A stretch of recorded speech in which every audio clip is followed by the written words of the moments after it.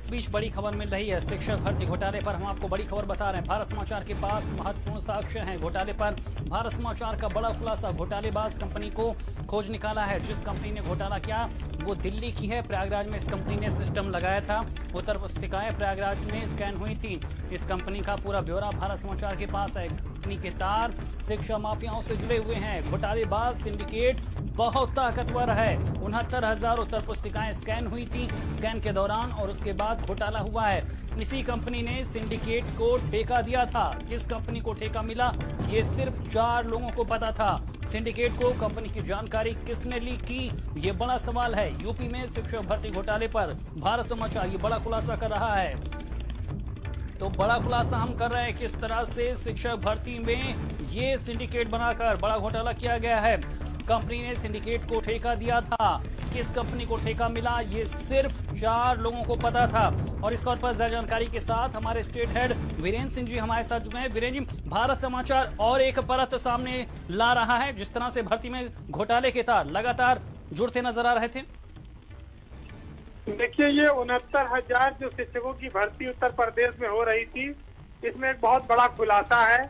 और भारत समाचार उस कंपनी तक पहुंच गया है जो दिल्ली की कंपनी, जिसको ये कॉपी जांचने, OMR शीट जांचने की जिम्मेदारी दी गई थी। और उसने प्रयागराज में, इलाहाबाद में अपना वहां पर कार्यालय खोला था।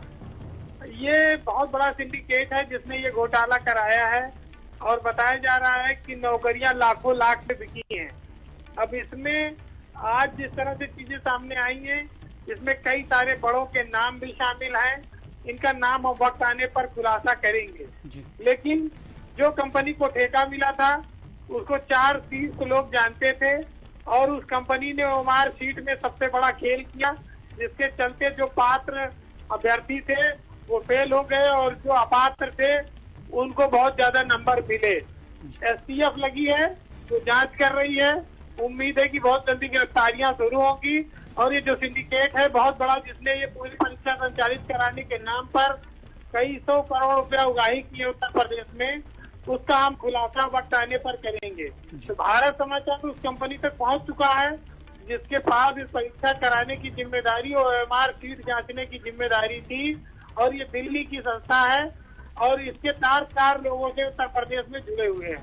जी वीरेंद्र जी, तो क्या माना जाए, अभी तक केवल दाल में काला सामने आ रहा था, लेकिन अब तो पूरी दाल ही काली नजर आ रही है। जिस तरह से कंपनी को ठेका दिया गया, जिस तरह से सिंडिकेट इतना ताकतवर हो गया कि बड़े बड़ों को उसने शामिल कर लिया।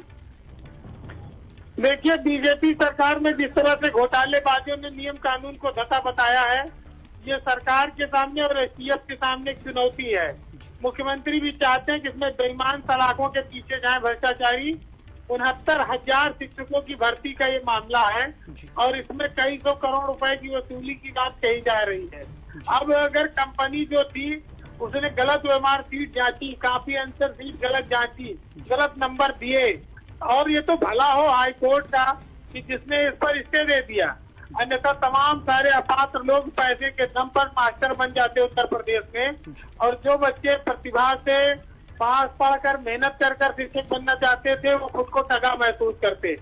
तो ये पूरी दाल काली है, जबरदस्त लूट हुई है, बहुत बड़ा फ्रॉड हुआ है, बहुत सारे लोग इसमें शामिल हैं। वक्त आने पर इन सबके नाम का खुलासा भारत समाचार करेगा। जी वीरेंद्र जी, तमाम जानकारी देने के लिए आपका शुक्रिया। तो ये बड़ा पर्दाफाश भारत समाचार ने किया है। कंपनी तक भारत समाचार पहुंचा है जिसे ये ठेका दिया गया था कापियों को जांचने का, लेकिन किस तरह से सिंडिकेट के साथ मिली भगत करके बड़ा घोटाला किया गया है।